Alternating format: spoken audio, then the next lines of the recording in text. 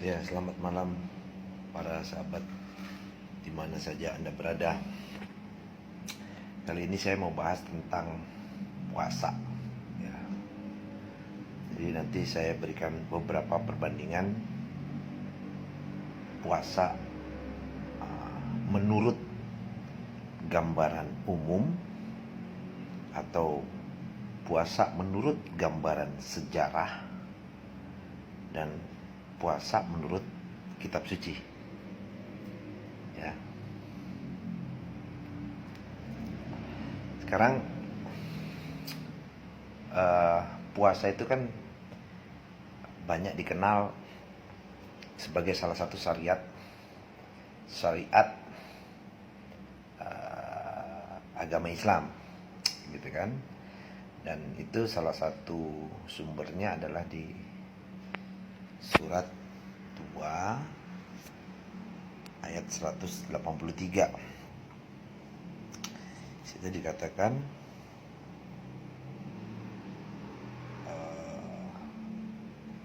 ya ayyuhallazina amanu kutiba alaikumusiyam kama kutiba alal ladzina min qablikum la'alakum tattaqun.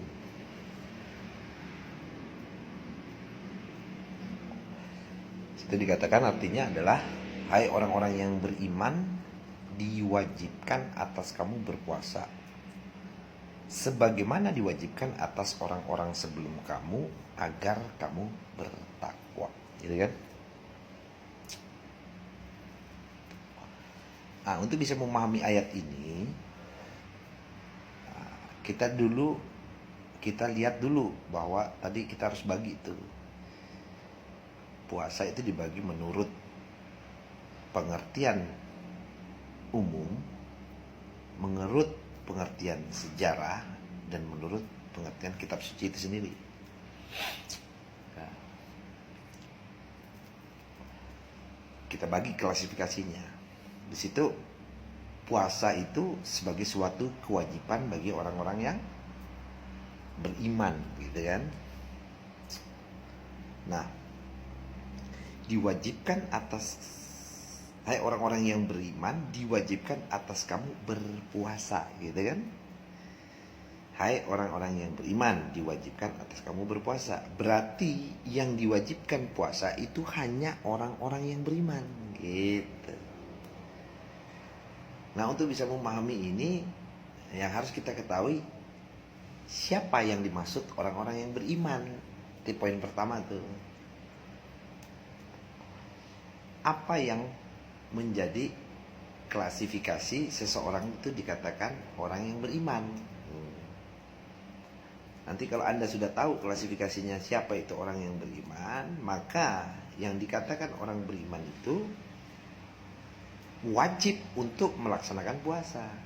Karena hukumnya wajib tuh, gitu. Kan? Tapi saya tidak lagi menjelaskan siapa klasifikasi orang beriman atau siapa yang dimaksud orang-orang yang beriman itu. Karena itu hukumnya wajib. Gitu. Nah, yang saya mau bongkar adalah puasanya, bukan orang-orang berimannya. Kenapa? Kalau orang-orang berimannya nanti berbeda lagi temanya, bukan puasa. Maka yang pertama yang harus kita buka dulu adalah puasa menurut pengertian umum. Nah, puasa menurut pengertian umum. Puasa itu artinya adalah menahan lapar dan haus dari terbitnya matahari sampai terbenamnya matahari. Jadi puasa menurut pengertian umum, secara umum ya, ataupun secara yang keyakinan apa yang diyakini oleh agama Islam khususnya adalah ada satu ibadah yang dilakukan agama Islam dalam proses menahan lapar dan haus dari terbit fajar sampai dengan terbenamnya matahari sebagai satu peribadatan yang diwajibkan, gitu katakanlah, gitu ya. Itu menurut pengertian menahan lapar dan haus, itu substansinya dalam menjalankan salah satu bentuk syariat ibadah. Itu untuk umat muslim atau agama Islam. Nah, sekarang pengertian puasa secara sejarahnya. Puasa itu diartikan puasa itu berasal dari kata bahasa Sanskerta. Puasa berasal dari bahasa Sanskerta. Asal katanya puasa itu adalah upavasa. Ya, ini banyak dikenal di dalam literatur Sanskerta ataupun bisa dikenal di kitab suci umat Hindu tuh.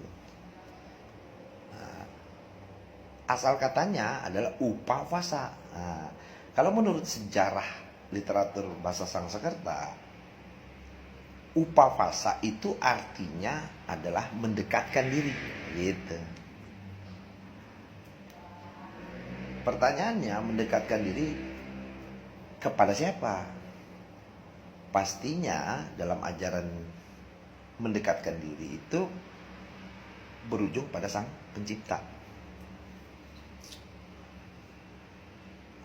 Itu menurut sejarahnya begitu. Ya, upavasa itu adalah, atau puasa itu, puasa berasal dari kata upavasa yang artinya mendekatkan diri. Sedangkan puasa yang menurut pengertian umum itu adalah menahan diri, menahan lapar dan haus. Itu substansinya ya dalam koridor ibadah. Nah, sekarang kita coba hubungkan puasa dalam pengertian kitab suci Al-Quran.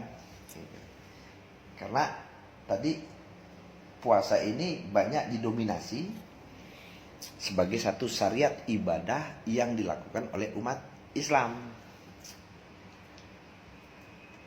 Nah, itu direkam di surat 2 atau Al-Baqarah ayatnya 183. Yang berbunyi, hai orang-orang yang beriman, diwajibkan atas kamu berpuasa. Nah, sebagaimana diwajibkan atas orang-orang sebelum kamu agar kamu bertakwa. Nah, jadi ada beberapa pengertian yang harus kita bedakan nih. Yang pertama, puasa itu sendiri. Yang kedua, puasa itu suatu kewajiban. Hukumnya wajib. Yang kedua, puasa hanya diberlakukan kepada orang-orang yang beriman. Jadi selain orang beriman, puasa itu tidak diberlakukan. Gitu. Jadi yang pertama puasa, yang kedua suatu kewajiban, yang ketiga diberlakukan hanya untuk orang beriman, dan tidak diberlakukan pada orang-orang yang tidak beriman. Terus yang keempat, bahwa puasa itu dilakukan ya atas orang-orang sebelum kamu. Ya. Kata kamu ini merujuk kepada yang menerima ayat ini. Kalau kita melihat siapa yang menerima wahyu Al-Quran, pasti jawabannya Nabi Muhammad. Berarti puasa ini bukan dilahirkan dari Muhammad. Tapi puasa ini sudah dilakukan oleh nabi-nabi sebelum Nabi Muhammad. Nah, gitu. Tapi yang harus kita pisahkan, nanti ini pengertian daripada puasa tadi itu. Puasa udah kita bedakan tadi, puasa menurut pengertian umum, puasa menurut sejarah, dan puasa menurut kitab suci Al-Quran. Jadi yang kelima itu adalah puasa ini dilakukan atas orang-orang sebelum kamu. Kamunya Muhammad. Berarti puasa ini tidak dilahirkan dari Muhammad, tapi puasa ini, ajaran puasa ini dilahirkan orang-orang yang sebelum Muhammad atau nabi-nabi sebelum Nabi Muhammad sudah melakukan puasa. Nah, tujuan dari puasa itu yang keenam adalah agar kamu bisa bertakwa gitu. Jadi tujuannya dari puasa itu adalah supaya kamu bertakwa. Itu yang menjadikan substansinya. Sekarang kita lihat bahwa puasa itu menurut dua pengertian tadi, pengertian umum adalah melakukan satu peribadatan atau salah satu ibadah yang dilakukan dengan cara menahan lapar dan haus dari terbit fajar sampai dengan terbenam matahari dalam pengertian umum. Sedangkan puasa menurut sejarah dari bahasa aslinya Sanskerta yaitu upawasa, dalam rangka mendekatkan diri kepada Sang Pencipta gitu.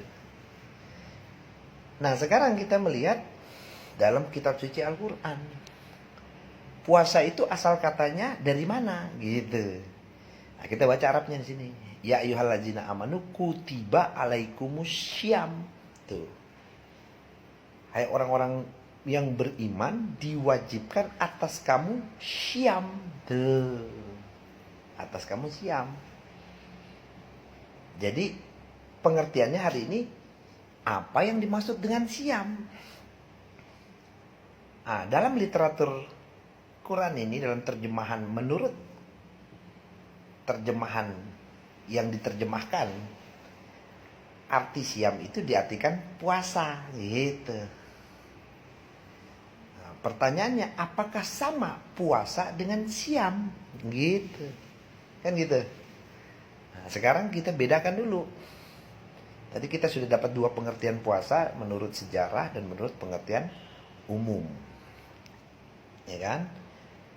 Kalau siam, ya, siam itu diartikan siam itu asal katanya itu dibagi menjadi dua, yaitu dari kata soyama atau terdiri dari kata shot, wow, mim, sowama itu bahasanya, sowama. Sedangkan satu lagi sowama atau saum. Nah, jadi siam itu dari kata sowama atau biasa penyebutannya saum. Sowama, saum gitu. Artinya menahan diri. Nah, itu artinya tuh. Jadi siam itu atau sama dengan saum itu atau berasal dari kata shot, waw dan mim atau disingkat menjadi sowama, itu artinya menahan diri. Nah, nanti pertanyaannya adalah menahan diri dalam hal apa gitu. Kita tahan dulu. Nah, siam tadi pengertiannya ada dua. Yang satu sowama, satu lagi shot, ya dan mim atau disebut soyama. Karena kata waw di tengah itu dalam ilmu nausorob bisa berubah menjadi iya. Gitu ya. Jadi yang satu sowama, yang satu lagi soyama. Nah, soyama artinya itu sungguh-sungguh atau bersungguh-sungguh dalam rangka mencari. Nah, itu soyama artinya bersungguh-sungguh dalam rangka mencari. Jadi siam dibagi dengan dua pengertian. Yang satu sowama artinya menahan diri. Yang satu lagi soyama dalam artinya dalam rangka sungguh-sungguh dalam rangka mencari. Nah, pertanyaannya menahan diri dalam hal apa dan bersungguh-sungguh dalam rangka mencari apa? Gitu. Itu pengertiannya tuh. Nah, sekarang untuk bisa kita melihat bahwa apakah puasa itu sama dengan saum atau siam? Gitu, sama nggak? Nah, kalau tadi puasa itu menurut pengertian umum menahan lapar dan haus, sedangkan menurut bahasa Sanskerta adalah mendekatkan diri. Kalau menurut Quran, siam itu dalam rangka menahan diri. Soyamaknya bersungguh-sungguh dalam rangka mencari. Mencari apa dan menahan diri dalam hal apa. Gitu. Nah, sekarang kita lihat poin-poinnya. Nah, siam diwajibkan atas orang-orang beriman sebagaimana diwajibkan atas orang-orang sebelum kamu. Kamunya Muhammad, berarti Muhammad melakukan saum seperti apa yang dilakukan orang-orang terdahulu. Gitu. Yang tujuannya agar kamu bertakwa. Itu tujuan daripada saum. Nah, sekarang kita melihat satu perbandingannya mengenai puasa dulu. Puasa secara pengertian umum atau yang dipahami oleh umat muslim pada hakikatnya adalah satu ibadat yang melakukan perbuatan ibadah menahan lapar dan haus dari terbit fajar sampai dengan terbenamnya matahari. Nah, sekarang kita lihat puasa ini ternyata sudah ada sejak zaman sebelum Nabi Muhammad. Itu sudah dilakukan. Maka untuk bisa kita melihat puasa dalam pengertian tidak makan dan tidak minum, sumbernya dari mana? Karena kalau kita hubungkan dengan saum, saum itu artinya menahan diri. Cuma apakah saum itu menahan diri dari tidak makan dan tidak minum dari terbit fajar dan terbenamnya matahari? Itu pertanyaannya. Karena saum dengan puasa itu berbeda. Ya, itu berbeda. Kita lihat dulu puasa dari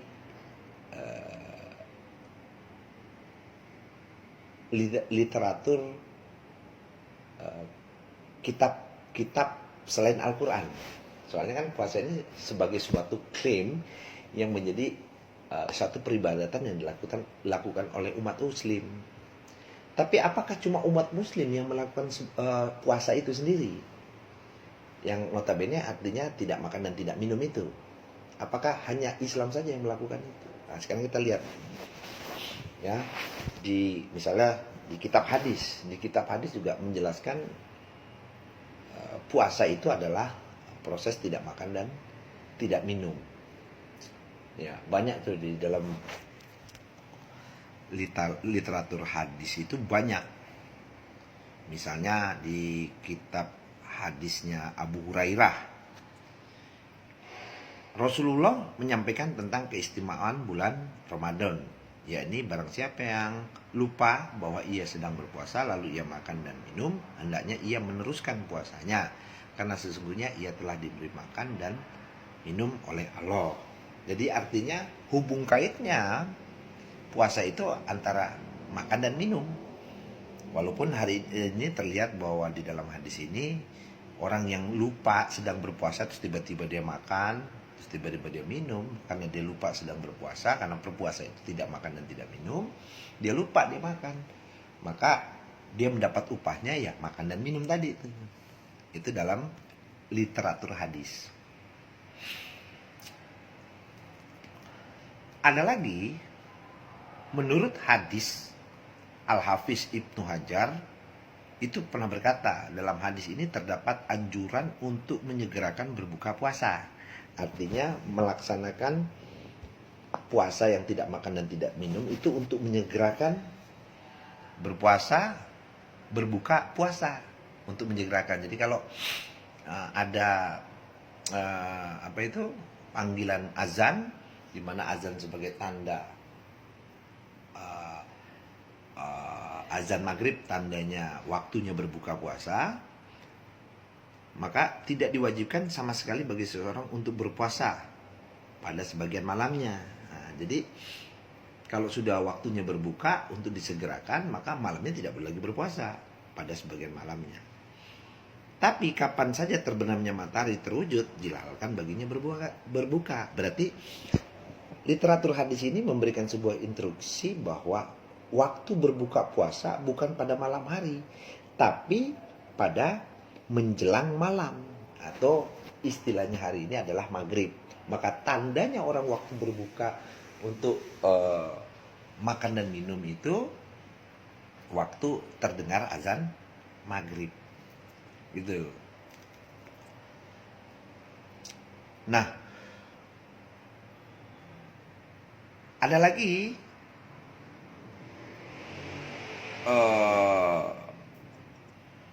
literatur menurut hadis dari Hafiz Ibnu Hajar itu juga mengatakan sepakatnya kaum muslim dalam berbuka dan menyantap makanan langsung setelah mendengar azan untuk sholat maghrib. Ya kan, habis setelah berbuka dia diwajibkan untuk sholat maghrib, merupakan dalil yang menunjukkan bahwa ini ketentuan yang benar, gitu. Siapa yang menyelisihnya, maka dia menempuh jalan selain orang yang beriman dan mengada-ngada tanpa bukti dan landasan ilmiah. Itu menurut hadis Al-Hafiz Ibnu Hajar.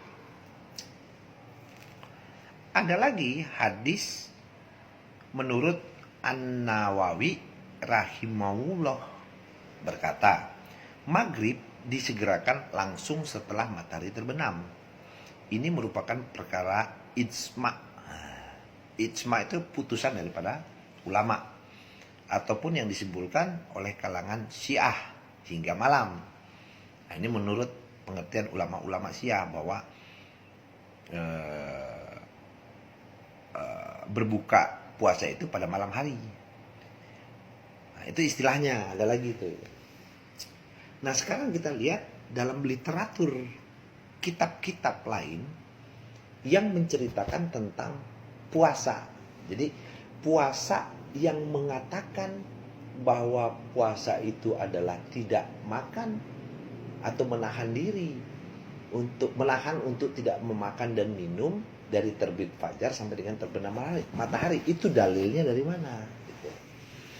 Tadi kita lihat dari beberapa literatur hadis, kurang lebih gambarannya sama seperti pengertian umum. Jadi disimpulkan seperti itu. Tapi kita lihat juga ternyata puasa tidak makan dan minum juga ada literaturnya. Itu ada di dalam kitab Taurat atau di dalam Bible atau istilahnya Perjanjian Lama. Itu suratnya adalah surat Ester 4 ayat 16. Bunyinya begini. Pergilah, kumpulkanlah semua orang Yahudi yang terdapat di Susan dan berpuasalah untuk aku.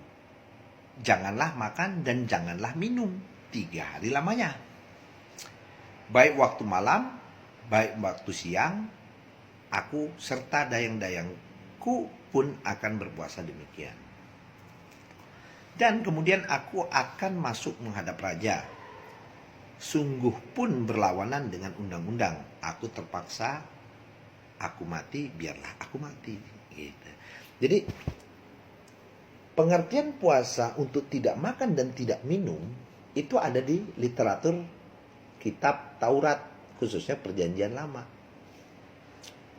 Di mana di situ mengatakan bahwa puasa itu tidak makan atau janganlah makan dan janganlah minum. Hanya saja yang membedakan di sini mengindikasikan tentang 3 hari lamanya berpuasa tidak makan dan tidak minum. Bedanya di sini di waktu malam maupun siang. Jadi selama 3 hari tidak makan dan tidak minum dalam rangka berpuasa itu. Hanya bedanya di sini 3 hari. Tapi ada satu benang merah yang bisa kita simpulkan bahwa puasa tidak makan dan tidak minum itu sudah dilakukan di zamannya kitab Taurat. Berarti lahirnya kitab Taurat itu di zamannya Musa. Itu sudah ada istilah puasa ini. Atau puasa tidak makan dan tidak minum. Berarti kita mendapatkan sebuah indikasi kitab Perjanjian Lama itu jauh sebelum turunnya Al-Quran. Berarti di situ dikatakan bahwa puasa yang tidak makan tidak minum sudah dikenal sebelum Al-Quran. Tuh dapat pengertiannya di situ tuh di Perjanjian Lama. Kita lihat lagi ada juga di Perjanjian Lama di suratnya yaitu 2 Samuel 1 ayatnya 12. Di situ dikatakan dan mereka meratap, menangis dan berpuasa sampai matahari terbenam. Karena Saul, karena Yonatan anaknya, karena umat Tuhan dan karena kaum Israel, sebab mereka telah gugur dalam pedang. Nah, artinya di sini ada istilah puasa yang memberikan sebuah indikasi itu sampai matahari terbenam. Dan mereka meratap, menangis dan berpuasa sampai matahari terbenam. Jadi kalau kita lihat ayat di atasnya, ayat sebelahnya, lalu Daud memegang pakaiannya dan mengoyakkannya, dan semua orang yang bersama-sama dengan dia berbuat demikian juga. Dan mereka meratap, menangis dan berpuasa sampai matahari terbenam. Jadi di masa era Nabi Daud pun juga melakukan puasa yang tidak makan dan tidak minum sampai terbenam matahari. Berarti kita mendapat sebuah kesimpulan baru lagi bahwa ternyata puasa tidak makan dan tidak minum sudah ada di zaman Daud. Dan lama waktunya puasa itu sampai terbenam matahari. Nah, kita dapat lagi kesimpulan di situ kan? Ternyata puasa sampai terbenam matahari itu sudah ada di zamannya Daud atau di zaman kitab Taurat. Gitu. Sekarang kita lihat lagi puasa di lain apa itu literatur lain. Kita lihat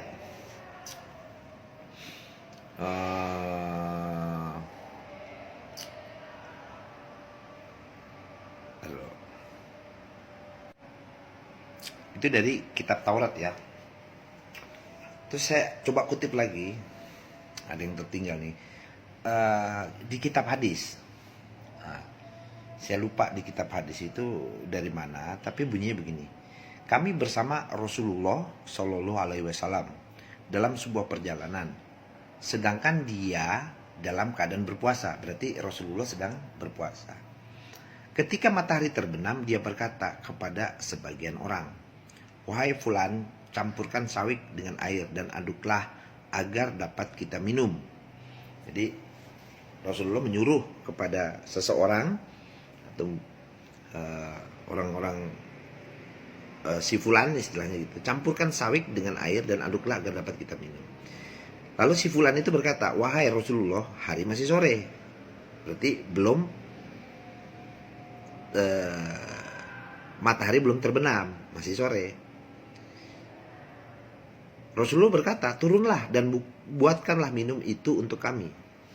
Lalu si fulan berkata lagi kepada Rasulullah, "Wahai Rasulullah, hari masih sore." 2 kali dikatakan tuh. Beliau berkata, "Turunlah dan buatkanlah minum itu." Lalu dia berkata lagi si bulan, hari masih siang. Terus maka dia singgah untuk membuatkan minuman. Lalu Nabi SAW meminumnya. Kemudian beliau bersabda, Nabi bersabda, jika kalian menyaksikan malam telah datang dari sini dan dari sana dan di sini, maka orang berpuasa boleh berbuka. Jadi di sini menurut hadis bahwa Nabi SAW itu melakukan puasa yang tidak makan dan tidak minum sampai terbenamnya matahari. Jadi ada beberapa literatur di situ yang menyatakan bahwa puasa itu semua cenderung kepada pengertian tidak makan dan tidak minum. Meskipun dalam dimensi waktunya ada yang 3 hari, nanti ada yang beberapa hari. Kita lihat lagi nih misalnya, ada yang puasa itu 30 hari kalau menurut umat Islam. Tapi kalau menurut literaturnya si kitab Taurat itu 3 hari. Perbedaannya puasanya itu siang dan malam. Berarti selama 3 hari siang dan malam dia berpuasa, tidak makan dan tidak minum. Tapi kita lihat lagi, ada puasa yang dilakukan oleh umat Islam, yaitu puasa Nabi Daud atau puasa Senin Kemis. Nah, itu literaturnya dari mana? Sumbernya dari mana? Nah, kita lihat ada sebuah kesamaan di dalam kitab Injil.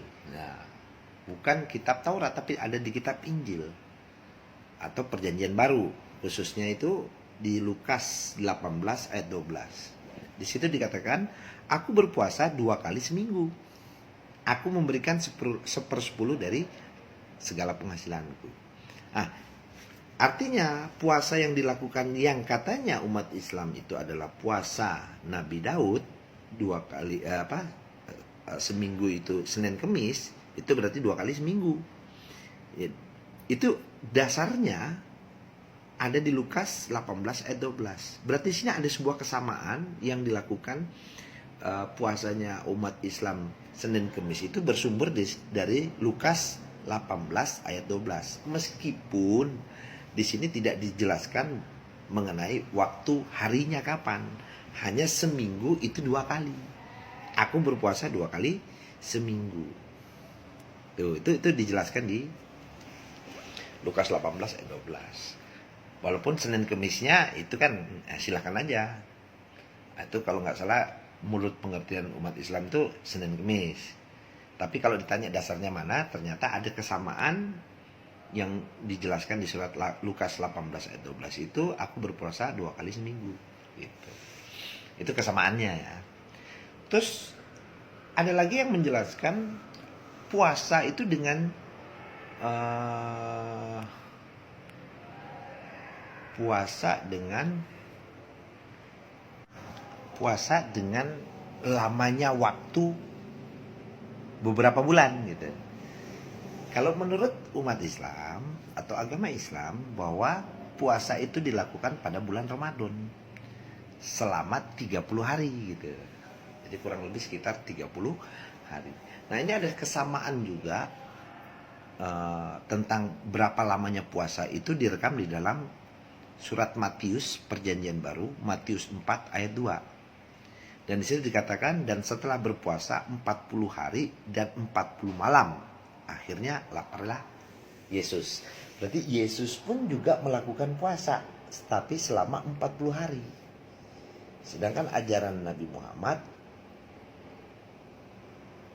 atau ajaran agama Islam itu mengatakan puasa selama 30 hari. Nah, berarti ada suatu kesamaan nih. Hanya perbedaannya, kalau Yesus itu 40 hari, kalau agama Islam itu 30 hari. Jadi puasa dalam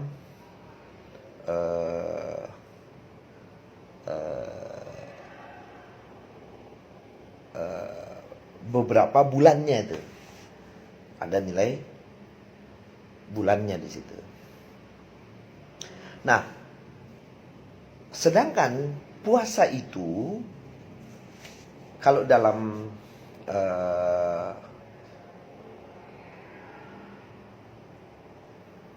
literatur apa itu? Dalam literatur kitab Taurat, khususnya di surat Perjanjian Lama, di surat 1 Tawarik 10 ayatnya 12 itu mengatakan, maka bersiap-siaplah segenap orang gagah perkasa, lalu pergi mengambil mayat Saul dan mayat anak-anaknya. Mereka membawanya ke Yabes dan menguburkan tulang-tulang mereka di bawah pohon besar di Yabes. Sesudah itu berpuasalah mereka 7 hari lamanya. Jadi istilah puasa 7 hari lamanya itu, kalau kita kenal ada 7 hari lama kita berpuasa, misalnya itu entah berpuasa sunnah atau puasa sebelum bulan Ramadan, atau ada istilah ibadat-ibadat yang dilakukan di Nifsu Sa'bannya, atau Paskah Ramadan ada puasa lagi setelah Idul Fitri, puasa sunnah. Ya itu juga ada literaturnya di kitab Taurat tuh, atau lamanya berpuasa 7 hari itu ada di situ. Nah, sekarang kita lihat puasa menurut ajaran yang lain, khususnya agama Hindu. Nah, puasa menurut agama Hindu itu juga direkam tuh. Ya, jadi di situ dikatakan puasa dalam agama Hindu disebut dengan upawasa. Berarti di dalam kitab suci umat Hindu, istilah puasa juga dikenal dari sejarah bahasa Sanskerta itu juga sama, punya kesamaan tuh dari kata upawasa. Upawasa adalah, tadi kita dapat pengertian adalah dalam rangka mendekatkan diri kepada Sang Pencipta. Sedangkan di kitab Hindu sendiri, upawasa atau puasa juga dikenal dengan kata upawasa, bukan upavasa tapi upawasa. Kalau Sanskerta upavasa, kalau di Hindu upawasa. Dan ini juga diambil sumbernya dari bahasa Sanskerta. Jadi kalau Sanskerta upavasa, di kitab Hindu namanya upawasa. Upa yang artinya dekat atau mendekat, dan wasa artinya Tuhan yang satu. Nah, berarti upawasa dekat kepada Tuhan yang satu, atau mendekatkan diri kepada Tuhan. Berarti literatur upawasa menurut bahasa Sanskerta dan upawasa menurut literatur kitab suci umat Hindu, dan seperti halnya umat Muslim atau agama Islam, itu sama dalam rangka mendekatkan diri, ibadat dalam rangka mendekatkan diri dengan syariatnya itu tidak makan dan tidak minum. Karena di upawasa menurut puasanya umat Hindu juga sama. Hindu juga melakukan menahan lapar dan haus, plus serta berbagai hawa nafsu dalam rangka untuk menggapai surga. Dalam Hindu ada ajaran puasa wajib. Nah, jadi dibagi lagi nih, ada puasa wajib seperti yang umat Islam yakini ada puasa wajib, gitu kan? Nah, sama ini juga wajib di Hindu nih. Yaitu pada saat siwaratri. Nah, ada istilah puasa siwaratri, ada puasa nyepi, dan ada puasa purnama. Tuh, ada 3 literatur puasa yang dilakukan oleh umat Hindu. Oh, ada satu lagi, puasa tilem. Nah, ada puasa tilem. Dan ada satu lagi, 4 ternyata. Serta puasa 3 hari sebagai penebus dosa. Jadi di umat Hindu itu ada ajaran puasa wajib, yaitu siwaratri, nyepi, purnama, tilem, serta puasa 3 hari. Nah, ini berarti ada kemiripan nih. Kalau di Ester juga 3 hari tuh, Ester 4 ayat 6 tuh di kitab Taurat tuh, ada puasa 3 hari. Sedangkan di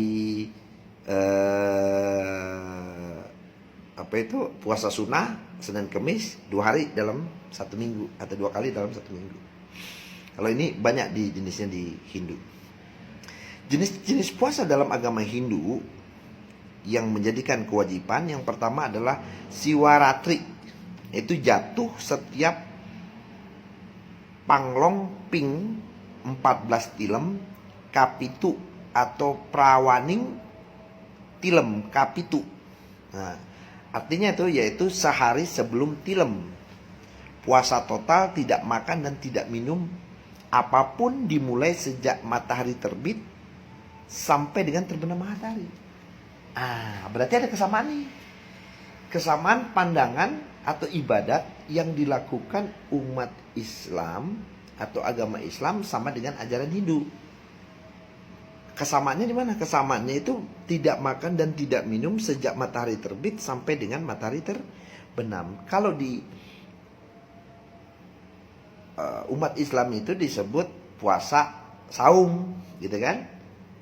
Sedangkan di umat Hindu itu disebut Siwaratri. Itu Siwaratri itu sama.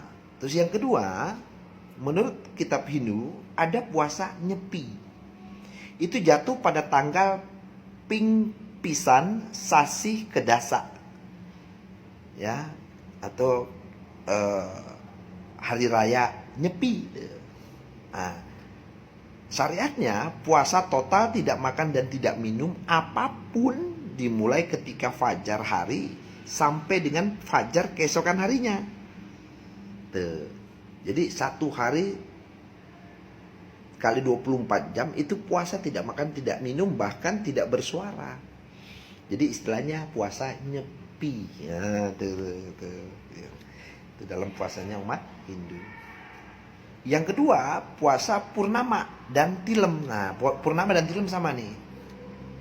Puasa tidak makan dan tidak minum apapun dimulai sejak fajar hari itu hingga fajar keesokan harinya. Hampir sama nih dengan Nyepi. Cuma perbedaannya kalau Nyepi itu tidak bersuara, tapi kalau Purnama dan Tilem bisa bersuara. Gitu. Kalau Nyepi tidak bersuara, plus tidak bersuara. Tapi kalau Tilem sama Purnama bersuara. Gitu. Nah, ada puasa menurut umat Hindu, puasa untuk sebagai penebusan dosa. Jadi kita berpuasa tidak makan dan tidak minum itu dalam rangka menghukum dirinya. Menghukum seseorang karena telah melakukan perbuatan dosa. Dia menghukum dirinya itu dengan berpuasa. Itu dinamakan dalam Veda Simrti untuk Kali Yuga Parasara Dharma Sastra sebagai Tapta Kirchra Viratam, yaitu adalah puasa selama 3 hari dengan tingkatan puasa minum air hangat saja, susu hangat saja, mentega murni saja, tanpa makan dan minum sama sekali. Itu puasa dalam rangka penebusan dosa. Itu menurut literatur agama Hindu. Berarti secara garis besar antara puasa yang dilakukan umat Hindu hampir mirip atau bahkan punya kemiripan dengan puasanya agama Islam. Hampir mirip tuh. Karena sama-sama melakukan puasa yaitu tidak makan dan tidak minum mulai terbit fajar sampai dengan terbenam matahari. Cuma ada klasifikasinya aja tuh, perbedaan-perbedaannya. Nah, itu menurut Hindu. Nah, sekarang kita melihat puasa menurut literatur yang lain selain Hindu.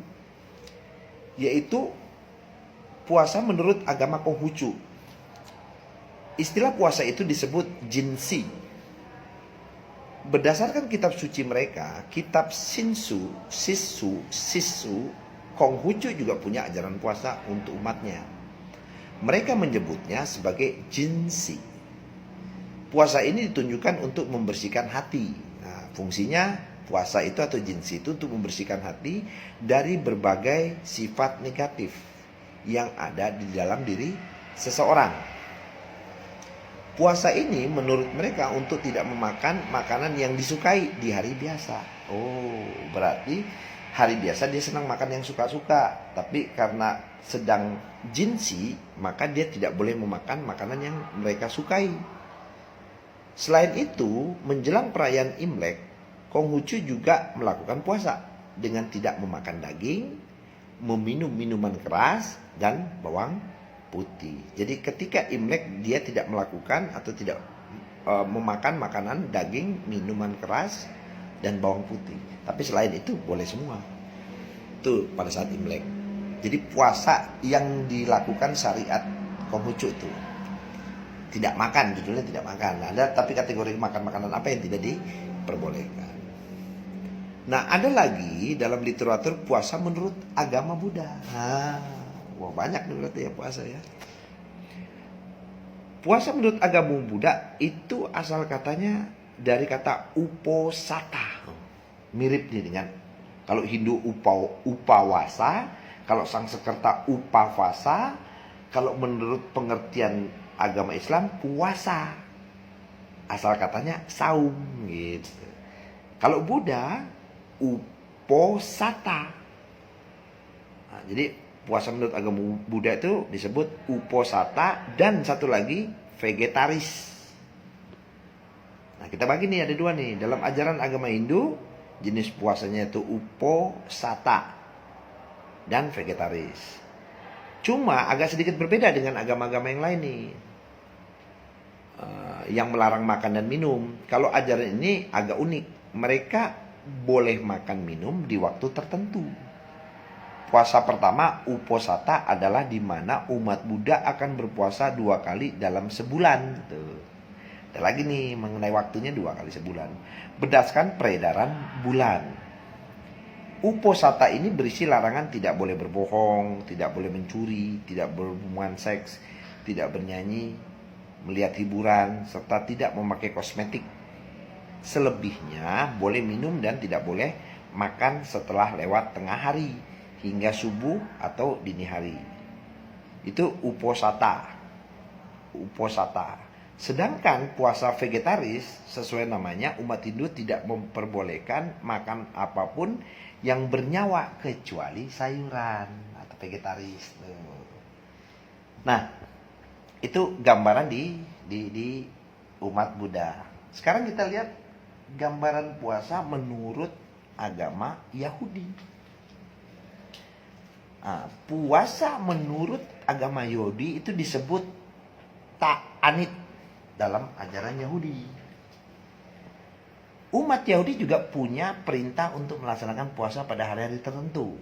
Dalam ajaran agama ini, mereka melakukan dalam 2 jenis puasa, yaitu puasa besar seperti Yom Kippur. Nah, ini istilah puasa namanya Yom Kippur, dan Tisa Ba'af.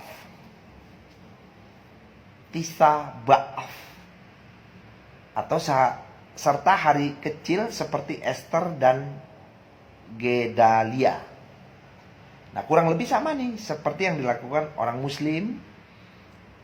Umat Yahudi tidak boleh makan dan minum dan berhubungan seks.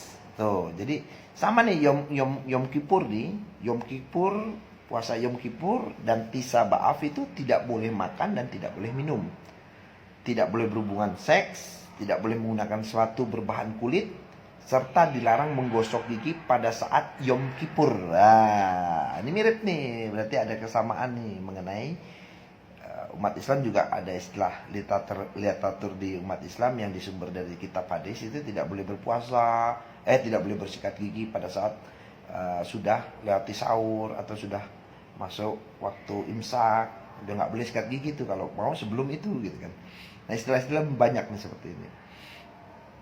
Yom Kippur, jadi dilarang menggosok gigi pada saat Yom Kippur. Perayaan Yom Kippur juga melarang puasa jika jatuh pada hari Sabat. Jadi masuk hari Sabat mereka, kalau dalam agama Yahudi Sabat, sedangkan agama Islam itu dikenal dengan hari Jumat, sholat Jumat. Kalau di Kristen itu dikenal dengan Minggu, ibadah Minggu ya. Jadi Yahudi Sabtu, umat Islam Jumat, sholat Jumat, Yahudi Sabat, Kristen ibadah Minggu gitu.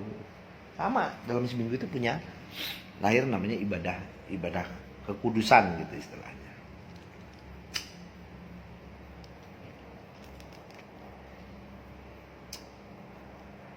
Jika hal tersebut terjadi, para pemuka agama mereka akan memutuskan untuk menggantinya di hari yang lain.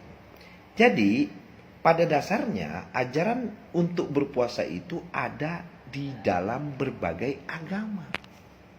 Baik agama Islam, agama Kristen, agama Katolik, agama Hindu, agama Buddha, agama Konghucu, bahkan agama Yahudi pun sekali ada berpuasa. Dan rangkaiannya kurang lebih sama, yaitu tidak makan dan tidak minum. Mulai dari terbit fajar dan terbenamnya matahari. Jadi kurang lebih ini sama, puasanya semua sama di dalam agama ini. Hanya waktu-waktunya sama, hanya bentuk teknikalnya yang berbeda-beda. Tapi secara esensi substansinya sama, semua agama sama, tidak makan dan tidak minum. Ya. Jadi pada dasarnya tujuannya pun hampir sama.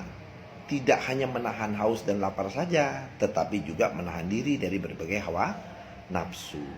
Dengan berpuasa pula kita secara tidak langsung diajarkan untuk ikut merasakan penderitaan saudara-saudara kita yang kesusahan dalam mencari nafkah dan makanan.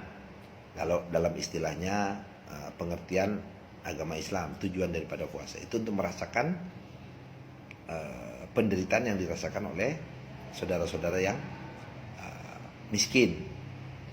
Setelah berpuasa, perayaan jelas berbagai antar sesama dan kembali mencajar iman agar hati semakin dekat dengan Sang Pencipta. Nah, tujuan daripada puasa dengan tidak makan dan tidak minum itu kalau bisa disimpulkan sebagai sebuah penghakiman, penghukuman bagi setiap insan, setiap manusia untuk menghukum dirinya karena telah selama 1 tahun lamanya banyak melakukan perbuatan dosa.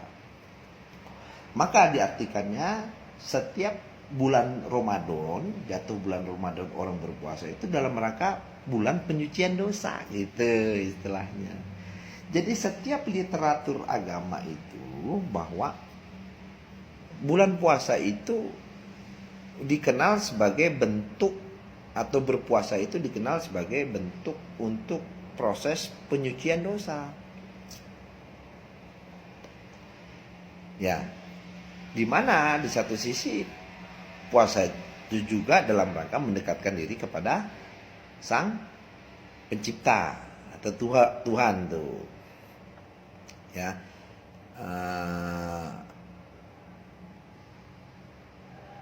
Sekarang kita lihat bahwa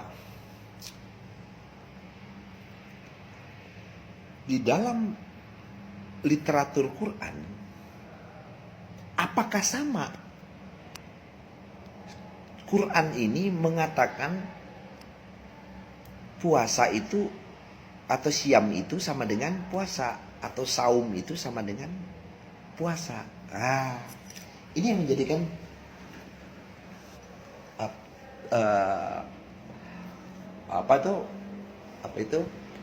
perbandingannya, gitu kan? Kita lihat perbandingannya.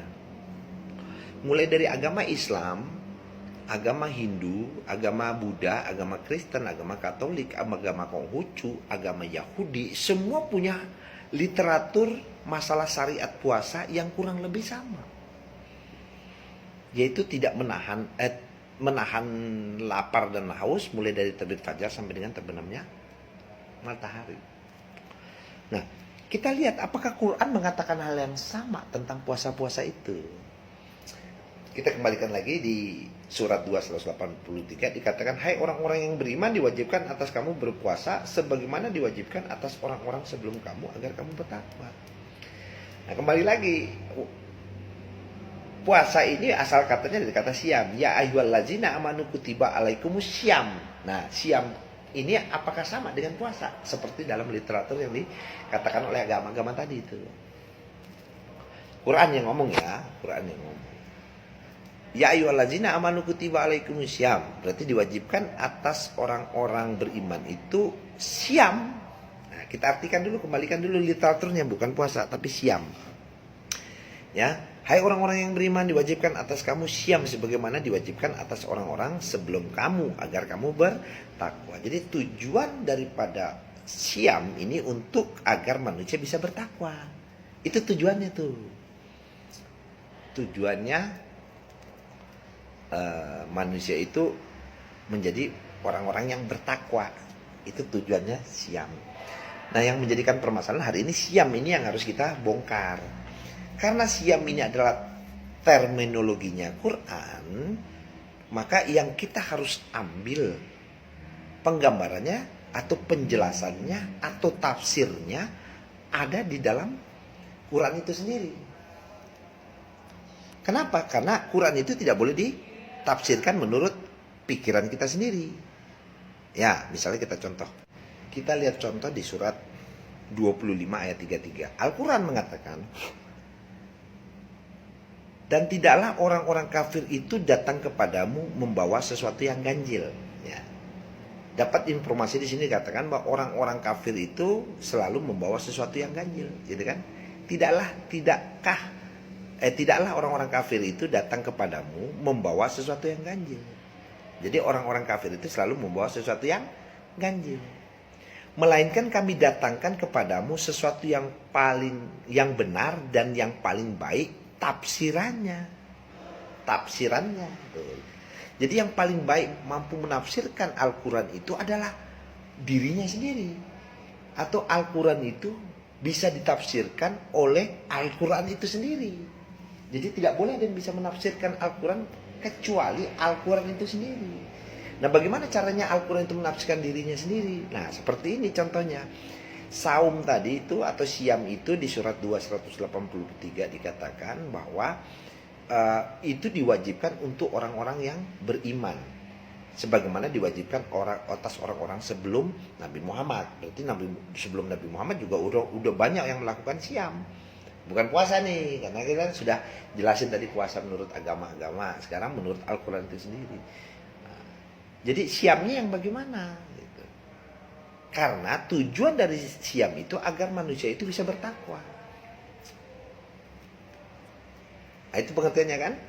Nah, kita kembalikan ke surat 283 yang dikatakan siam itu, kita kembalikan kepada Quran itu sendiri sebagai tafsirnya. Karena di surat 25 ayat 33 dikatakan, dan tidaklah orang-orang yang kafir itu datang kepadamu membawa sesuatu yang ganjil. Berarti orang kafir akan membawa sesuatu yang ganjil. Melainkan kami datangkan kepadamu sesuatu yang benar dan yang paling baik tafsirnya. Saya baca Arabnya ya.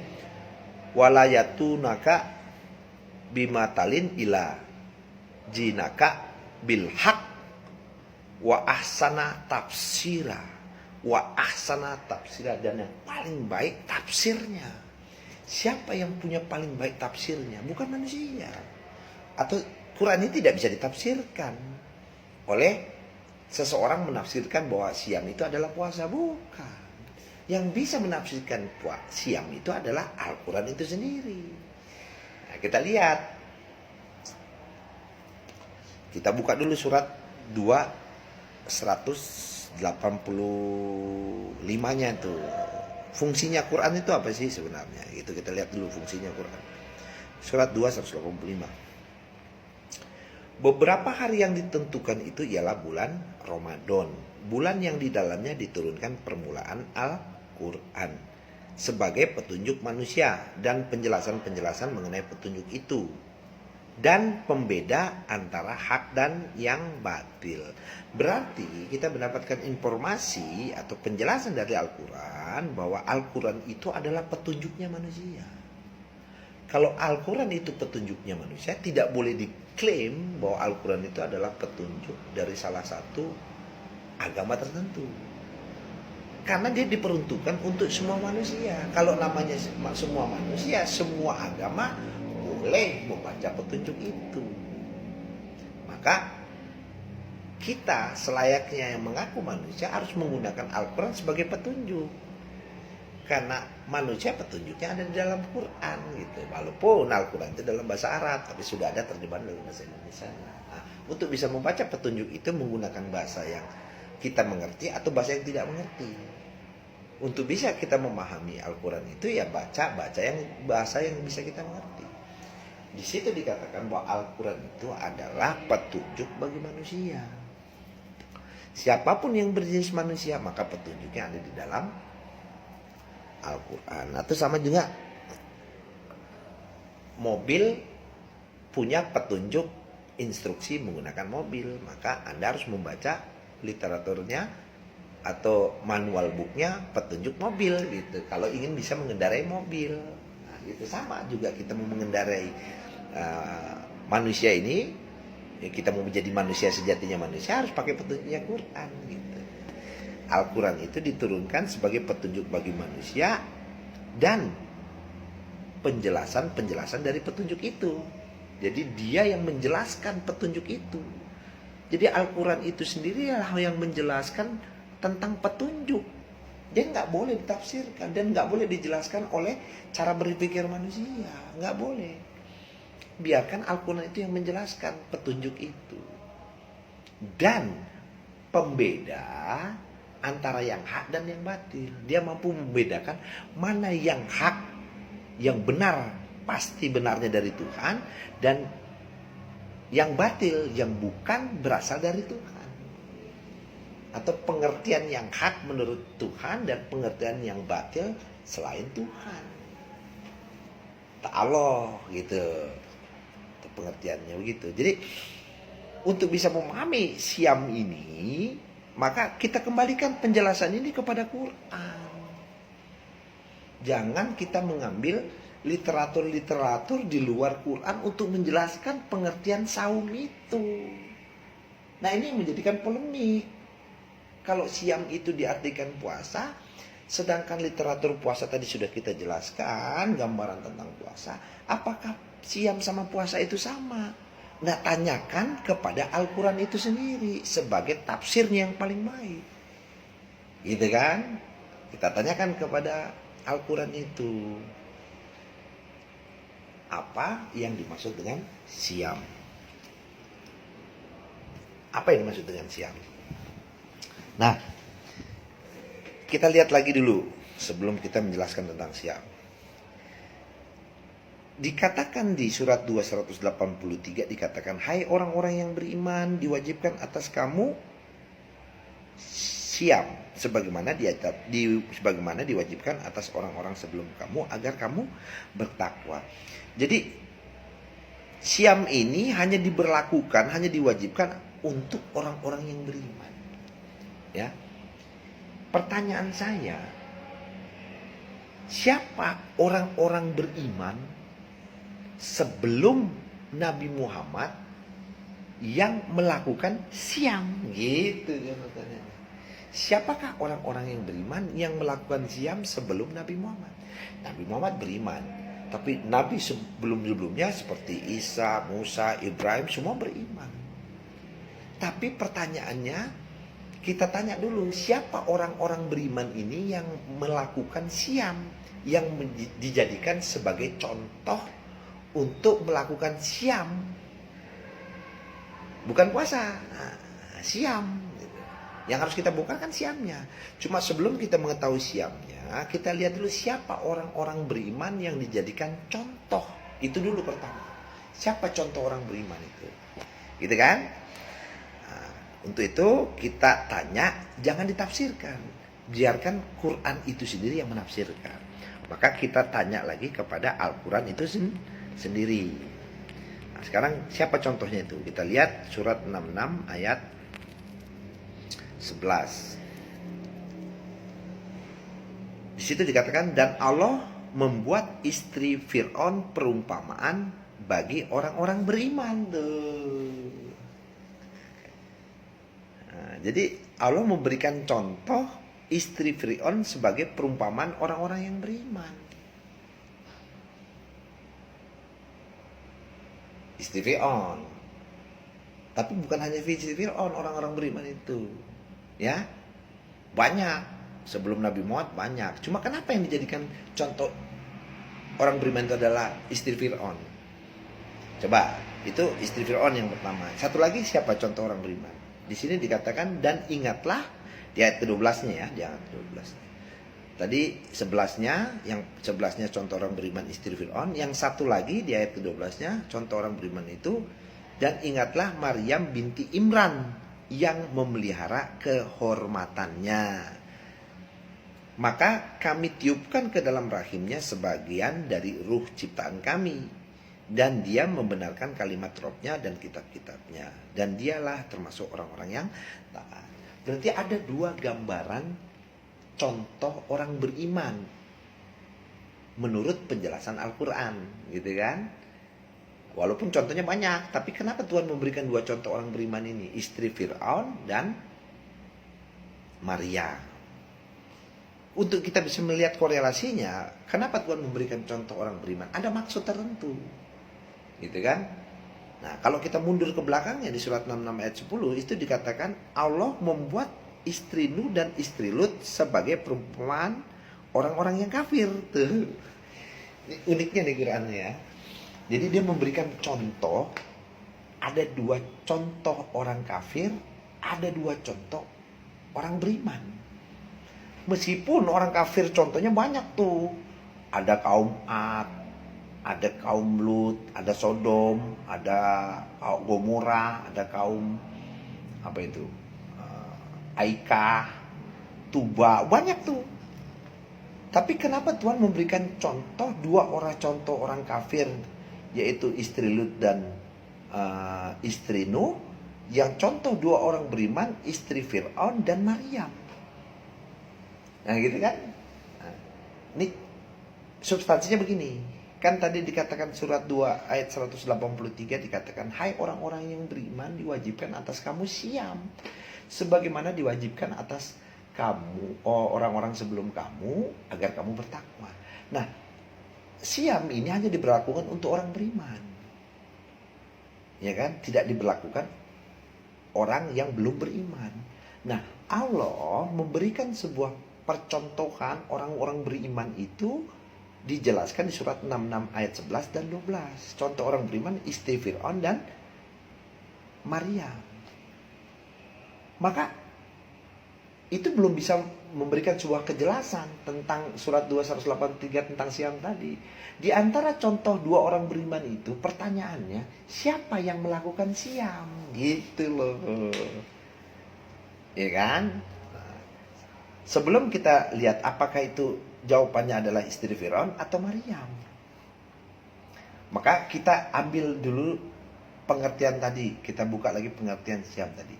Siam pengertiannya tadi bisa berarti bisa punya dua pengertian. Dari kata sowama atau saum artinya menahan diri, atau soyama artinya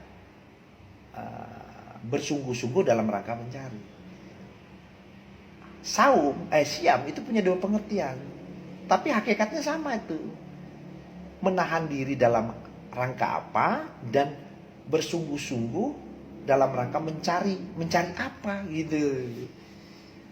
Nah, sekarang kita lihat nih, di antara dua contoh orang beriman itu, kita lihat siapa yang melakukan saum. Kita tanya lagi, jangan ditafsirkan sama pikiran kita. Kita tanya lagi ke Quran, siapa di antara contoh orang beriman itu yang sudah melakukan siam atau yang melakukan siam? Kita lihat suratnya di surat 19 ayat 26. Nah, di situ dikatakan siam itu adalah makan, minum, dan bersenang hatilah kamu.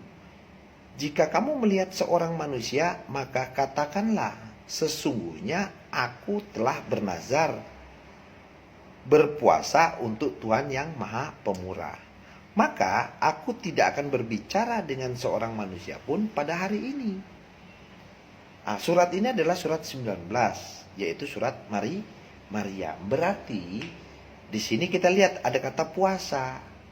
Tapi kita kembalikan ke literatur Arabnya. Di situ dikatakan fakuli wa asrobi wa komri ainan fa imma taroina minal basri ahadan fakuli ini nahartu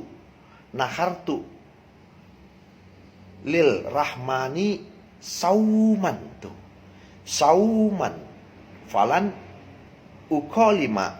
ukolimal yauma insya.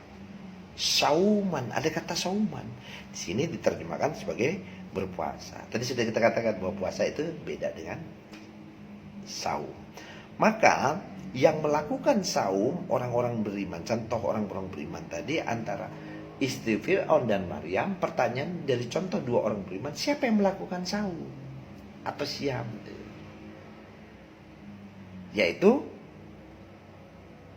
Maryam.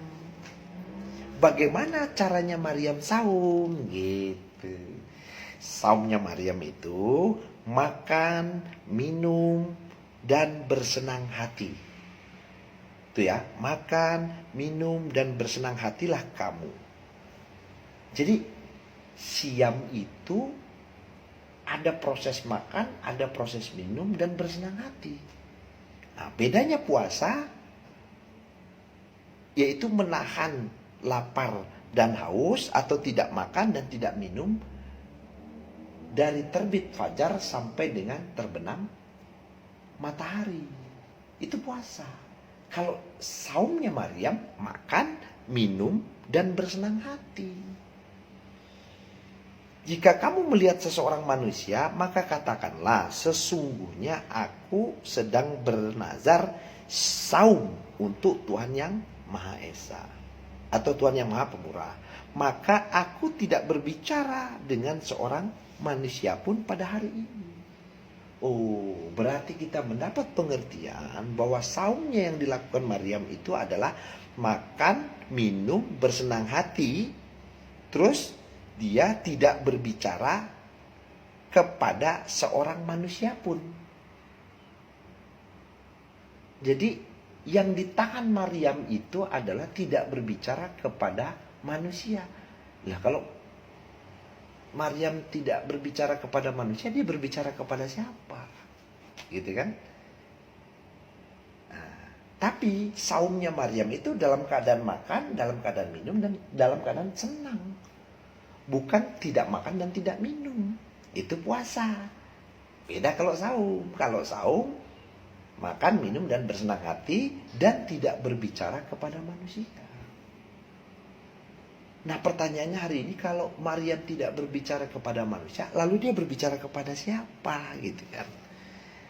Nah, kita tanya lagi, jangan kita buat tafsir lagi, tanya lagi kepada Al-Quran itu sebagai tafsirnya. Tanya lagi di surat 42 ayat 51. Situ dikatakan begini. Dan tidaklah mungkin bagi seorang manusia pun bahwa Allah berkata-kata dengan dia kecuali dengan perantaran wahyu. Dan tidak mungkin bagi seorang manusia pun berkata-kata kepada Allah. Mungkin nggak manusia berkata-kata kepada Allah? Nggak mungkin. Di situ dikatakan dan tidaklah mungkin manusia berkata-kata Allah. Jadi nggak pernah ada sejarahnya manusia bisa berkata-kata dengan Allah. Nah, tadi dihubungkan dengan Maryam saumnya itu tidak berbicara kepada manusia. Kalau dia tidak berbicara kepada manusia, dia berbicara kepada siapa? Pastinya berbicara kepada Tuhan yang Maha Pemurah tadi. Tapi di sini dikatakan tidak mungkin manusia berbicara kepada Allah. Nah, tapi kita lihat dulu. Dan tidaklah mungkin bagi seorang manusia pun bahwa Allah berkata-kata kepada dia. Jadi manusia tidak mungkin berkata-kata kepada Allah. Kecuali, ada kata kecualinya. Kecuali dengan perantaraan wahyu. Berarti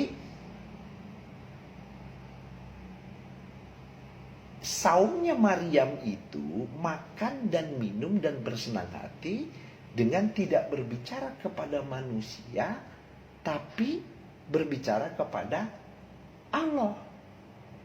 Melalui apa? Melalui wahyu. Apa itu wahyu? Gitu kan? Tanya lagi Quran. Jangan kita tafsirin lagi. Apa itu wahyu? Kita kembalikan lagi ke Qurannya. Di situ dikatakan di surat 69 ayat 69 ayat 40. Nah, apa itu wahyu gitu kan? Situ dikatakan sesungguhnya Al-Quran itu adalah benar-benar wahyu Allah yang diturunkan kepada Rasul yang mulia. Jadi Al-Quran itu adalah wahyu. Berarti Al-Quran sama dengan wahyu. Nah kalau kita hubungkan dengan surat 42 ayat 51 tadi, dan tidaklah mungkin manusia berkata-kata, Allah berkata-kata kepada manusia kecuali dengan perantaraan wahyu. Wahyu tadi sama dengan Al-Quran. Jadi manusia berkata-kata kepada Allah melalui perantaraan wahyu, melalui dengan perantaraan Al-Quran. Jadi ketika manusia berbicara kepada Tuhan, nggak bisa langsung, perantaranya melalui Al-Quran. Jadi ketika Anda membaca Al-Quran, Anda sedang berbicara dengan Allah. Tuh, jadi substansinya. Jadi kalau Anda berbicara kepada Allah dengan membaca Al-Quran. Membaca Al-Quran itu untuk mendapatkan petunjuknya. Tapi membaca Quran dengan baca yang kamu bisa mengerti atau yang tidak kamu mengerti. Ya untuk bisa memahami satu petunjuk, ya kamu harus baca dengan bacaan yang kamu mengerti, bukan bacaan yang tidak kamu mengerti. Karena itu substansinya. Berarti kita mendapatkan kesimpulan bahwa saum berbeda dengan puasa. Puasa itu tidak makan dan tidak minum, sedangkan saum itu makan dan minum dan bersenang hati. Dalam rangka apa? Dalam rangka berbicara kepada Allah. Melalui apa? Melalui media yang namanya Al-Quran. Jadi siam itu adalah sarana kita berbicara, berdiskusi, berdialog kepada Allah melalui Al-Quran. Dengan menghubungkan antara ayat satu dengan ayat yang lainnya untuk mendapatkan penjelasan dari petunjuk itu. Ya, Al-Quran itu adalah sebagai petunjuk manusia dan penjelasan dari petunjuk itu. Jadi petunjuk itu yang menjelaskan ya Al-Quran itu sendiri, yang memberi petunjuk ya Al-Quran itu sendiri. Dan pembeda antara yang hak sama yang batil. Yang bisa membedakan hak yang batil ya Al-Quran itu sendiri. Coba 3 rangkaian utuh loh. Untuk bisa membedakan mana yang hak, mana yang batil. Jadi ajaran-ajaran yang punya hak dan ajaran yang kebatilan. Atau ajaran yang benar dan ajaran yang salah. Al-Quran yang bisa membedakan itu. Maka saum yang dimaksud Al-Quran tidak sama dengan puasa. Kalau puasa adalah syariat tidak makan dan tidak minum, ya sebagai sebuah syariatnya yang sama semua literaturnya seperti di agama-agama yang sudah ada. Sedangkan Al-Quran mengatakan puasa berbeda dengan saum. Saum adalah sarana untuk berbicara kepada Allah melalui perantaraan Al-Quran sebagai medianya. Nah itulah yang dilakukan Maryam, gitu kan? Nah, itulah yang dilakukan Maryam. Jadi, kalau seandainya Maryam melakukan saum, yang dilakukan saumnya Maryam itu adalah berbicara langsung dengan Tuhan melalui perantaraan wahyu Al-Quran. Kan yang menjadi pertanyaan bingungnya, loh kan di zamannya Maryam belum ada Al-Quran, ya berarti kitabnya Tuhan sebelum wahyu Al-Quran itu turun. Apa kitabnya sebelum Al-Quran turun? Pastinya kitab Taurat, karena Injilnya belum turun. Injilnya kan setelah Isa lahir baru diberikan Injil. Jadi Maryam itu membaca kitab Tuhan dulu bernama kitab Taurat gitu, sebelum terjadi pencampur adukan isinya gitu. Itu istilahnya. Maka setelah kita mendapatkan sebuah kesimpulan bahwa yang dinamakan saum dan puasa itu berbeda, maka tujuan daripada saum itu agar kalian bertakwa. Ya ayyuhallazina amanu, hai orang-orang yang beriman, diwajibkan atas kamu siam, bukan berpuasa, sebagaimana diwajibkan atas orang-orang sebelum kamu. Nah, kamunya dulu Muhammad, berarti Muhammad menginduk kepada siamnya yang dilakukan Maryam. Maka Nabi Muhammad mengikuti siamnya Maryam, yaitu dengan membaca kitab-kitab Tuhan sebagai jalan komunikasi atau berdialog atau berbicara dengan Allah atau Sang Pencipta. Itu tujuannya, substansinya. Kenapa dia baca itu? Untuk berdialog dengan Tuhan, untuk mendapatkan sebuah petunjuk bagaimana yang hak dan bagaimana yang batil. Untuk bisa membedakan mana sih sebenarnya yang benar, mana sih yang salah gitu loh. Hingga apa? Hingga kamu nanti akan menjadi orang-orang yang bertakwa. Nah, orang yang bertakwa itu yang mana gitu kan? Nah, nanti kita lanjutkan. Yang bertakwa itu yang mana gitu. Loh, itu kita lanjutkan. Kita break dulu sebentar.